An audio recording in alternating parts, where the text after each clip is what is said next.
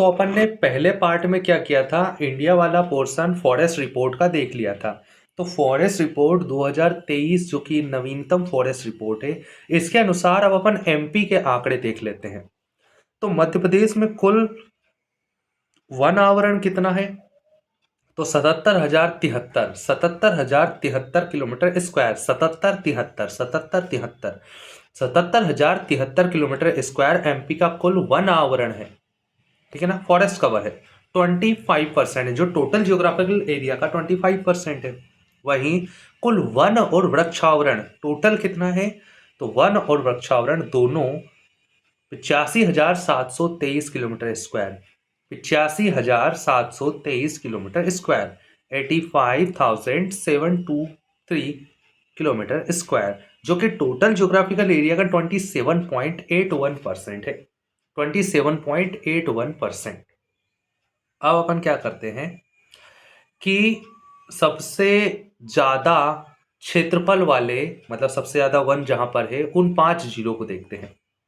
तो सबसे ज़्यादा क्षेत्रफल बालाघाट में ही है वर्तमान में भी।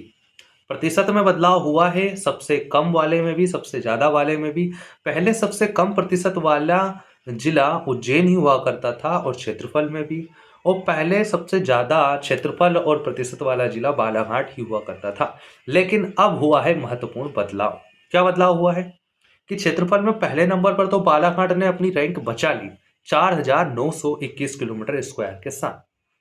दूसरे पर अपना छिंदवाड़ा बैठा हुआ है, तीसरे पे बैतूल बैठा हुआ है। पिछली बार भी यही था, बालाघाट छिंदवाड़ा बैतूल, बालाघाट छिंदवाड़ा बैतूल। अब हुआ क्या, प्रतिशत में और एरिया में दोनों में बीच में चौथे नंबर पे घुस के आ गया मंडला। तो मंडल कमीशन चौथे नंबर पे, मंडला चौथा, मंडला चौथा, मंडला चौथा, मंडला चौथा। तो याद रखना, प्रतिशत में पूछे या क्षेत्रफल में पूछे, चौथे नंबर पे मंडला दिखना चाहिए, मंडला दिखना चाहिए। ठीक है। और पांचवे पे श्योपुर, श्योपुर जो चौथे पे था पहले, मंडला की वजह से वो पांचवे पे आ गया। और श्योपुर प्रतिशत में जो पहले दूसरे पे था, अब वो तीसरे पे आ गया उमरिया की वजह से। यानी श्योपुर अपनी एक एक रैंक नीचे खिसक गया। चाहे क्षेत्रफल बोले या एरिया बोले, इन दोनों में ही बालाघाट का नाम आएगा ही, मंडला का नाम आएगा ही, श्योपुर का नाम आएगा ही।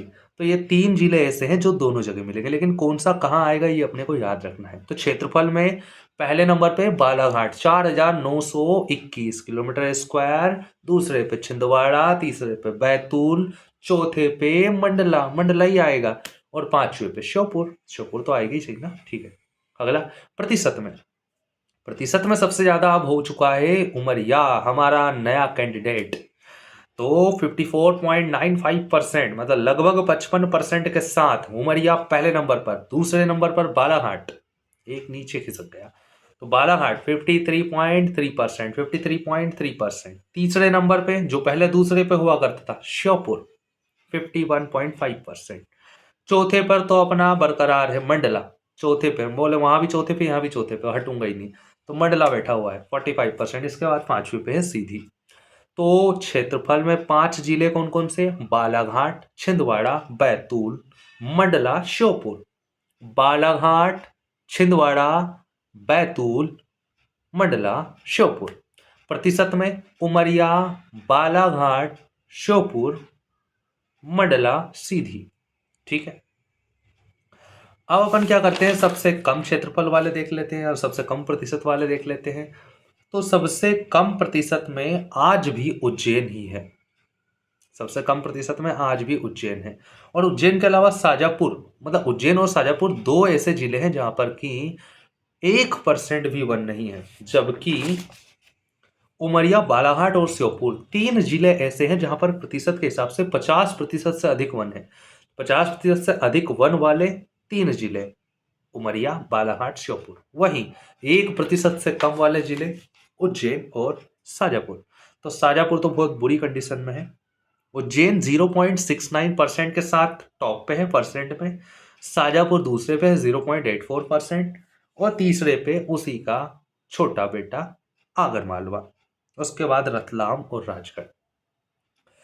सबसे कम क्षेत्रफल वाले जिलों की बात करें तो इसमें शाजापुर आएगा, 29 kilometre square, only 29 kilometre square.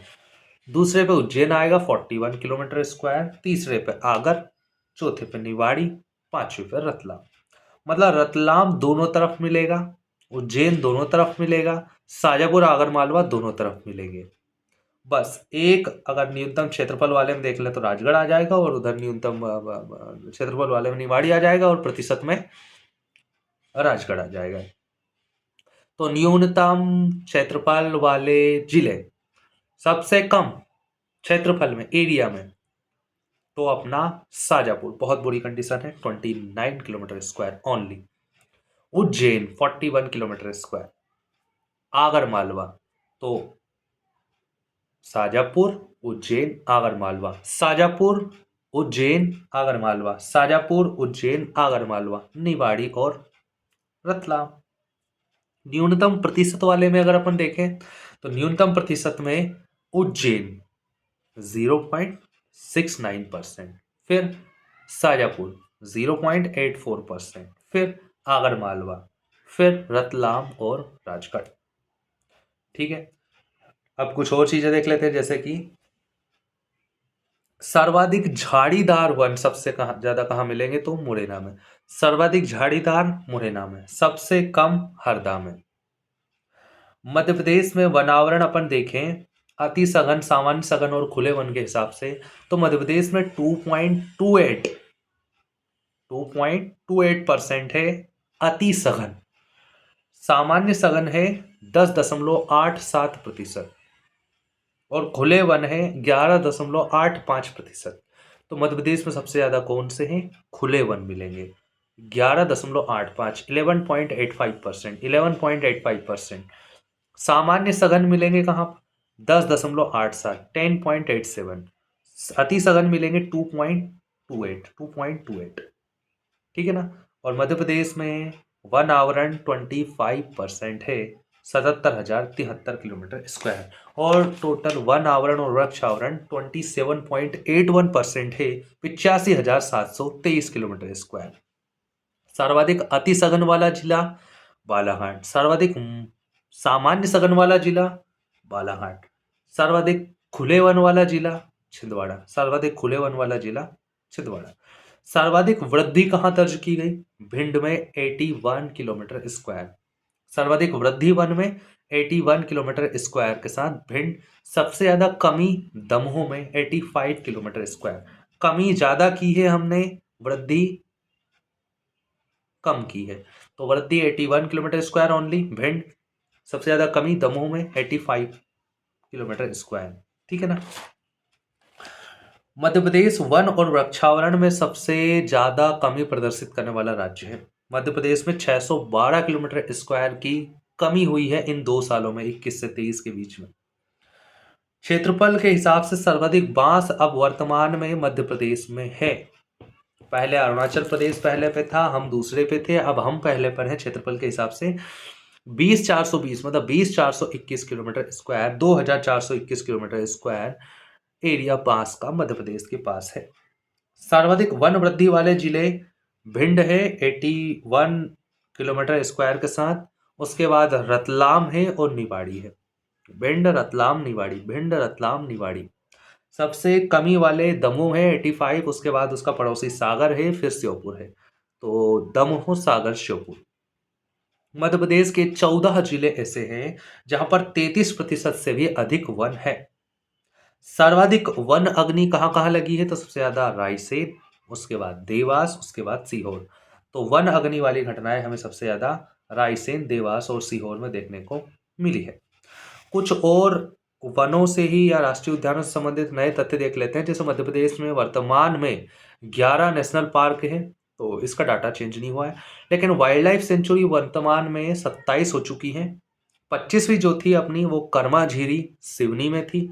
26वीं जो अहिल्या वाइल्ड लाइफ सेंचुरी बनी है इंदौर और खरगोन के बीच में। 27वीं और सबसे नवीनतम वाइल्ड लाइफ सेंचुरी अपनी जो बनी है वो बनी है Omkareshwar wild life sanctuary, Khargone और खंडवा और देवास के बीच में। वहीं मध्य प्रदेश के टाइगर रिजर्व अब 7 से बढ़कर 9 हो चुके हैं, 7 से बढ़कर 6 से बढ़कर 9 हो चुके हैं। तो इसमें 7वां 8वां 9वां लगातार नया जोड़ा गया। माधव सबसे नया है। रातापानी 7वां था। 8वां अपना रानी दुर्गावती था। तो रानी दुर्गावती, रातापानी और माधव ये 3 नए जोड़े गए हैं। बायोस्फीयर रिजर्व 3 ही है। रामसर साइट 5 हो चुकी है, 5वीं अपनी तवा डैम बन चुकी है। तो वाइल्ड लाइफ सेंचुरी 27 हो चुकी है। टाइगर रिजर्व 9 हो चुके हैं, जिसमें कि 7 नेशनल पार्क है और 2 वाइल्ड लाइफ सेंचुरी है, रातापानी और दुर्गावती। इसके अलावा 3 बायोस्फीयर रिजर्व है, 5 रामसर साइट है, 11 नेशनल पार्क है। चलो।